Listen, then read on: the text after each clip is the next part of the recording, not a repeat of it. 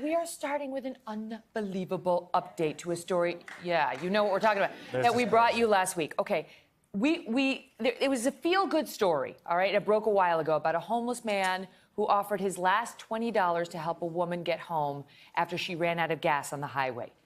As a thank you, the woman, Kate McClure, and her boyfriend set up a GoFundMe page for Johnny Bobbitt and wound up raising over $400,000 to help Johnny turn his life around. It got a lot of press. It was a feel-good, right? Recently, however, Bobbitt accused the couple of withholding the money from him and even spending it on themselves, which they denied.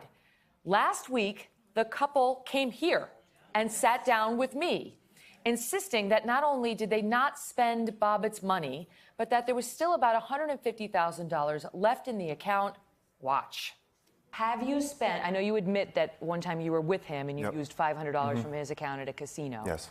You say that was with his consent and that you okay. paid him back. Yep. But other than that $500, have you spent $1 of that $400,000 on yourselves? No. Nothing? No. You're representing that right here and right now. There's never going to be any proof that you did. No. And so how much is left in the account now? That's what we're in the process of finding out because we have, like we said, it was in our account. So we have but you must know how much he has well over $150,000 left. 150,000 left. Yes, well over that. But so 250,000 has been spent. Well, it was actually like 350 after the fees and everything from GoFundMe, but yes, he spent a lot of money. As a lawyer, I would say to you, why not put it all in a separate account and get a trustee to manage it rather than the two of you having to manage that? That's what we're in the process of doing now. And we're in the process of having everything looked over by our lawyer. And he has his separate lawyer, and he will have his own trust, and it will be out of our hands. Well, they've had a court proceeding in the days since that appearance. And when pressed, their attorney, the couple's attorney, advised the court there is no money left. Yes, the audience is gasping because we had this debate when they were here about do you believe this couple or do you not believe the couple's denials? And I have to say the audience said they were not really on the couple's side. They smelled something hinky. And so now Johnny Bobbitt's attorney, along with the crowdfunding website, are on a mission to get Johnny Bobbitt the money that he has been promised. Can you believe Savannah's here? She made it. Welcome. Hi. Can you believe this? No, I can't. Can I just start with, like, you know what's shocking when you have a guest sit across from you and tell you something? And when they show up on national television, I think you think, okay, they must not have anything to hide. You know, you always have your cynical side as a reporter in the back saying, ask questions, probe, which we did. But to have them say to us, there's 150,000 left, and then the week later, not even, go into court and say, there's nothing. I don't get it. Do you liars. get it? No, they're liars. Can I just say, they're liars. They look like liars. Sorry. Tell us how you really feel. Sorry. The one thing I will say that's really good about all of this is it's put a spotlight. Forget these people now. Let's forget about them. Let's get these folks some money and some help that they need. It's Johnny put a Bobbitt, not them. Yeah, it's put a spotlight on the homelessness crisis in this country. You've had spots on before. I've met people that live in RVs. There are thousands, tens of thousands across the country. 58,000 homeless people in my own city of Los Angeles alone. How many people here work multiple jobs? There's an affordability crisis in this country that creates situations like this. Forget about the liars. Let's focus on the homeless people. Okay, now. but I do have to tell you before we leave them, we reached out to them directly and have a few facts to advance this case. We want to tell you that, number one, so the Bobbitt's lawyer went in there and said, there's no more money, Judge. There's no more money. And the couple, when asked to comment on it, they said, we have no comment, right? Because now their lawyers are confirming there's no money left. The couple themselves suddenly has no comment. Johnny Bobbitt's attorney says, we're shocked and appalled, we were told, that there's no money. It was our clear expectation by statements made by the defendants, the couple, that there was more than $150,000 left. That was after watching our show, they said. Bobbitt's attorney said that Mark, the male half of the couple, sent Johnny a text offering to write him a check for the rest of the money if he would drop his legal team the night they appeared on our show.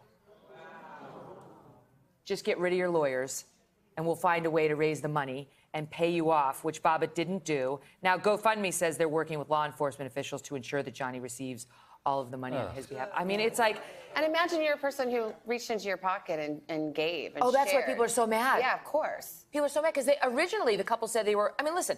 Originally the couple seemed to want to do right by Johnny. They wanted to raise. I mean, I don't know anymore. I don't know, but they wanted to raise him some money to help him get a home. Then the home turned into a trailer. The couple said that's because Johnny didn't want a home. He was sort of a, you know, he had wanderlust and he wanted not to be tied down. And then they took all these expensive vacations, and they're employed. So it was like, we've always been taking these vacations. That wasn't Johnny's money, but they commingled the funds, yada, yada, yada. A shocking development. So we'll see. We'll see what happens to Johnny. And by the way, one silver lining, Johnny's lawyer, Christopher Cozen, tells us a national drug company, because the couple was saying we kept the funds away from him because he's on drugs.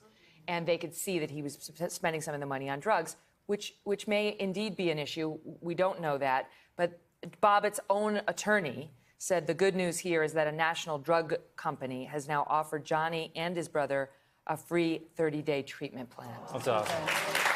Oh. Silver lining. Yeah. Silver lining. So absolutely, silver lining. Okay, so I want to shift gears. Have you guys seen the previews for A Star Is Born, the remake? Yes, I cannot wait to see it. I think it looks incredible. I haven't now. amazing. I gotta How go do you, watch you're the right one now. who lives in LA. I know. know. How have you missed I thought all you it? did was watch trailers all day. That is true. I don't know. I gotta Just go the watch. preview is the best movie I've seen in like Yes, 2 years. I know, me too. It looks so good. So we have a clip of it. Oh, good. Bradley Cooper, Lady Gaga, you know, revising the Barbra Streisand, right?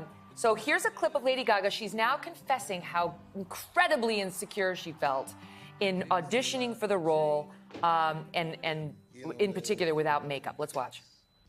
I don't sing my own songs. Why? I just don't feel comfortable. Why wouldn't you feel comfortable? Almost every single person has told me they liked the way I sounded, but that they didn't like the way I look. I think you're beautiful. Wow. Well, first of all, I actually think she looks even more She beautiful. does, Yeah, right? like you never get to see the natural Gaga. Yes, I mean, she is stunning. Yeah. Because whenever you see her, she's got like a meat outfit on. She's Well- wearing red meat, right? Remember the red meat dress? And it's not really Lady Gaga herself. She looks beautiful in the meat outfit. Also, first of all, this preview does look amazing. I'm going to go see this movie, but she always makes people feel beautiful and comfortable. That's been her whole thing all along, believing in yourself and understanding who you are and being confident in it. And it's just, for me, it's like, this is the next step in Lady Gaga. I love this. I want to go see this movie. Can I tell you, though, I can relate to, I'd say in our jobs, I mean, you're just naturally gorgeous, right? But I would say in our jobs, Wearing a lot of makeup. They doll up the women a lot, right? Like we get the hair and makeup every I'm day. not wearing any makeup right now at all. I don't know what you're talking about. Then on the weekends, I look at myself in the mirror, I'm like, oh my God, my eyes. Yeah.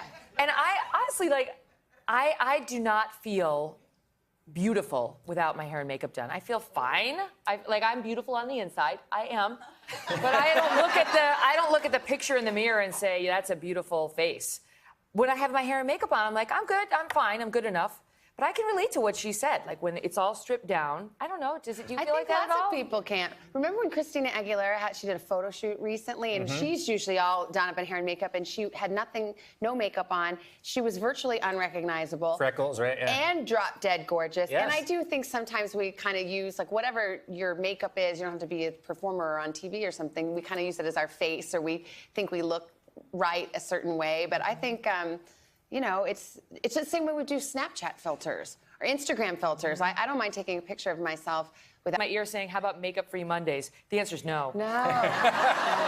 No. It's for you, not, yeah, right? It's like, Somebody once said to Dolly Parton, I've never seen you without your makeup on. And she said, and honey, you never will. Anyway, thank you guys. Great to have you here. Thanks.